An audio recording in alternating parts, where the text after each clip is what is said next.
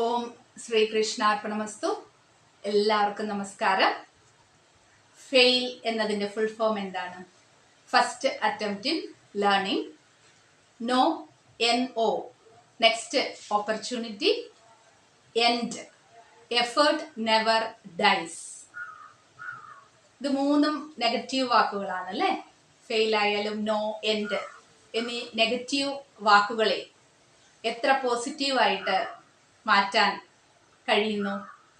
ഇത്തരം വാക്കുകൾ പറയണമെങ്കിൽ നല്ല ഒരു വ്യക്തിത്വത്തിൻ്റെ, നല്ല ചിന്താഗതിയുള്ള ഒരു ശ്രേഷ്ഠനായ ഒരു മഹാവ്യക്തിക്ക് മാത്രമേ കഴിയുള്ളൂ എന്നുള്ളതാണ്. 1931 ഒക്ടോബർ 15 തമിഴ്നാട്ടിലെ രാമേശ്വരത്ത് ഒരു മുസ്ലിം കുടുംബത്തിൽ അദ്ദേഹം ജനിച്ചു. ഇതിനോടകം എല്ലാവർക്കും ആരാണെന്ന് മനസ്സിലായിട്ടുണ്ടാവും അല്ലേ? Doctor APJ Abdul Kalam.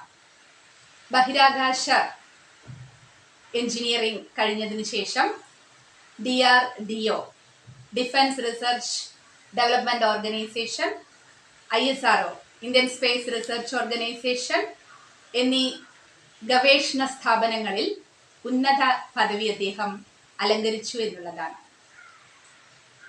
ജനങ്ങളുടെ രാഷ്ട്രപതി എന്ന പേരിലാണ് അദ്ദേഹം അറിയപ്പെട്ടിരുന്നത്. അതിനു പുറമെ അതിന് വിരമിച്ചതിന് ശേഷം അധ്യാപക വൃത്തിയിലും അദ്ദേഹം ഏർപ്പെട്ടിരുന്നു. Indore, Ahmedabad Indian Institute of Management അതിൽ പ്രൊഫസറായിട്ടും തിരുവനന്തപുരത്തുള്ള സ്പേസ് സയൻസ് ആൻഡ് ടെക്നോളജി അതിൽ വൈസ് ചാൻസലറായിട്ടും അദ്ദേഹം വർക്ക് ചെയ്തിരുന്നു എന്നുള്ളതാണ്. ഒരു നിമിഷം പോലും ജീവിതത്തിൽ പാഴാക്കാതെ പൂർണ്ണമായും കർമ്മ മേഖലയിൽ ഏർപ്പെട്ട ഒരു മഹാപ്രതിഭ തന്നെയാണ്. ഭാരതത്തില് മിസൈലുകളുടെ കോൺട്രിബ്യൂഷനും അദ്ദേഹത്തിന്റെ സംഭാവന എന്ന് പറയുന്നത് വളരെ മികവുറ്റതായതുകൊണ്ട് തന്നെ മിസൈൽ മാൻ ഓഫ് ഇന്ത്യ എന്നും അദ്ദേഹത്തെ അറിയപ്പെട്ടു. അദ്ദേഹത്തിന്റെ ലക്ഷ്യം എപ്പോഴും വിദ്യാർത്ഥികളിലും യുവതലമുറകളിലുമായിരുന്നു. കാരണം നാളത്തെ ഭാരതം നയിക്കേണ്ടത് അവരാണെന്ന് വിവേകാനന്ദ സ്വാമികൾ പറഞ്ഞതുപോലെയുള്ള ഒരു ദീർഘവീക്ഷണമായിരുന്നു അദ്ദേഹത്തിൻ്റെതും.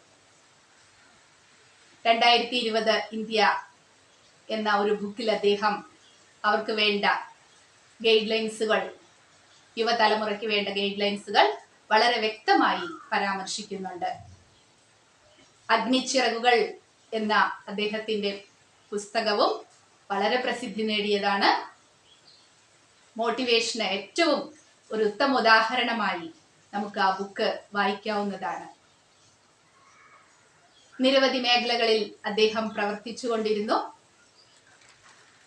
വളരെ ശ്രേഷ്ഠമായ ഒരു വ്യക്തിത്വത്തിന് ഉടമയായ അദ്ദേഹം ജാതിമത ഭേദമന്യേ അദ്ദേഹത്തിന്റെ കുട്ടിക്കാലത്ത് ഒരു ഹിന്ദു സുഹൃത്തു കൂടെ അദ്ദേഹത്തിനുണ്ടായിരുന്നു. അദ്ദേഹം തന്നെ അത് പരാമർശിക്കുന്നുണ്ട്. അപ്പൊ ആ കുട്ടിക്ക് വേണ്ടിയിട്ട് വെയിറ്റ് ചെയ്യാനായിട്ട് ക്ഷേത്രത്തിന്റെ ആ ചുമരിലൂടെ നിൽക്കുമ്പോൾ വേദങ്ങൾ ചൊല്ലുന്നത് അദ്ദേഹവും ശ്രവിക്കുമായിരുന്നു. ഭഗവത്ഗീത കൊണ്ടു നടന്ന ഒരു വ്യക്തി കൂടെയായിരുന്നു അദ്ദേഹം. ഒരു മനുഷ്യായുസ്സിൽ 10-100 പേർക്ക് ചെയ്യാൻ കഴിയുന്ന ജോലികൾ വളരെ അനായാസേന ചെയ്തു തീർത്ത ഒരു മഹാപ്രതിഭ തന്നെയാണ്. മുതുമുത്തശ്ശന്റെ കാലത്ത് രാമേശ്വര എന്നത് ബോട്ട് സർവീസ് ആയിരുന്നു. അച്ഛനും ചെയ്തിരുന്ന ജോലി എന്ന് പറയുന്നത് ആ ബോട്ടിൽ നിന്നും വാടക കിട്ടുന്ന വരുമാനം കൊണ്ടാണ് ജീവിച്ചിരുന്നത്. ഇപ്പോൾ പാരമ്പര്യത്തിൽ തന്നെ ഈ ബോട്ടിൽ ജോലി ചെയ്ത് കിട്ടുന്ന വരുമാനമാണ് അവർ വീട്ടിലേക്ക് കൊണ്ടുവന്നിരുന്നത്. അപ്പൊ മുതുമുത്തശ്ശന്റെ കാലത്ത് അമ്പലത്തിലെ ഒരു വിഗ്രഹവുമായി ഒരു പൂജാരി ആ ബോട്ടിലേക്ക് പ്രവേശിക്കുകയും ആ വെള്ളത്തിന്റെ മധ്യസ്ഥാനത്ത്, യാത്രയുടെ മധ്യസ്ഥാനമാവുമ്പോഴേക്കും അപ്രതീക്ഷിതമായ കൊടുങ്കാറ്റിൽ ആ ബോട്ട് ആഞ്ഞുലഞ്ഞ് അതിലെ പ്രതിഷ്ഠ, ആ വിഗ്രഹം വെള്ളത്തിലേക്ക് തെറിച്ചു വീഴുകയും ചെയ്തു. ആ പൂജാരിക്ക് വളരെ വിഷമമായി. നാമമന്ത്രങ്ങൾ ഉരുവിട്ടുകൊണ്ടിരുന്നു. ഒന്നും തന്നെ നോക്കാതെ അബ്ദുൽ കലാംജിയുടെ ആ പൂർവികൻ ആ വെള്ളത്തിലേക്ക് എടുത്തു ചാടി.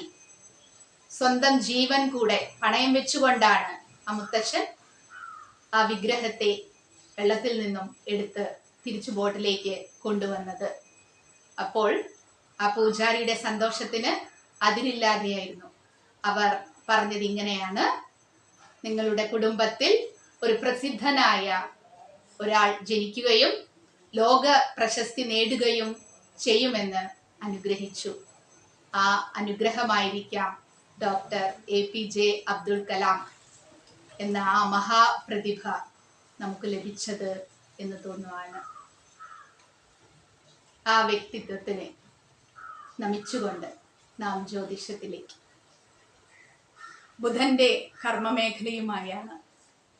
ബുധന്റെ കർമ്മങ്ങൾ എന്തൊക്കെയാണ്, അതിന്റെ കാരകത്വങ്ങൾ എന്തൊക്കെയാണ് എന്നതിലൂടെ നമുക്ക് കുറച്ചു നേരം സഞ്ചരിക്കാം.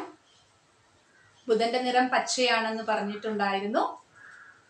അതിന്റെ രാശി എന്ന് പറയുന്നത് 2 രാശികളുണ്ട് ബുധന്. മിഥുനം രാശിയും കന്നി രാശിയുമാണ്.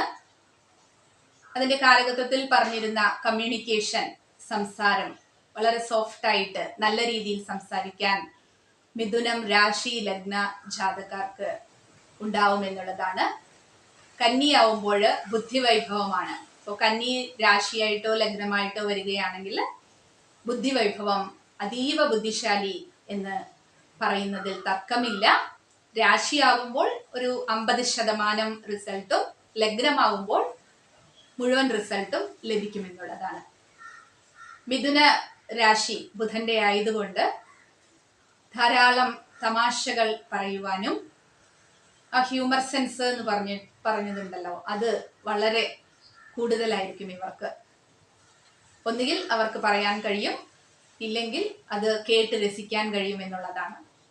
ഇനി ബുധന്റെ സ്വന്തമായ 3 നക്ഷത്രങ്ങളുണ്ട്: ആയില്യം, തൃക്കേട്ട, രേവതി. ബുദ്ധിവൈഭവത്തിന്റെ കാര്യത്തിലും ഈ 3 നക്ഷത്രങ്ങൾക്കും ബുധന്റെ പോസിറ്റീവായിട്ടുള്ള ഗുണം ലഭിക്കുന്നു എന്നുള്ളതാണ്. ഇത് ഗുണമുള്ള നക്ഷത്രങ്ങളാണ്. ഇനി ബുധന്റെ കർമ്മദോഷങ്ങൾ ഏതെല്ലാമാണ്, ഏത് നക്ഷത്രങ്ങളാണ് ബുധന്റെ കർമ്മദോഷങ്ങൾ പേര് വരുന്നത് എന്ന് നോക്കാം. അത് 3 നക്ഷത്രങ്ങളാണ്: ഉത്രം, രോഹിണി, പൂരാടം.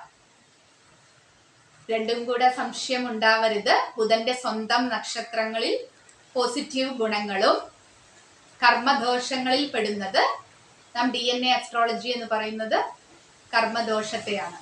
അപ്പൊ അതിൽ ശ്രദ്ധിക്കേണ്ട കാര്യം എന്ന് പറയുന്നത് ഈ 3 നക്ഷത്രങ്ങളുമാണ്: രോഹിണി, ഉത്രം, പൂരാടം.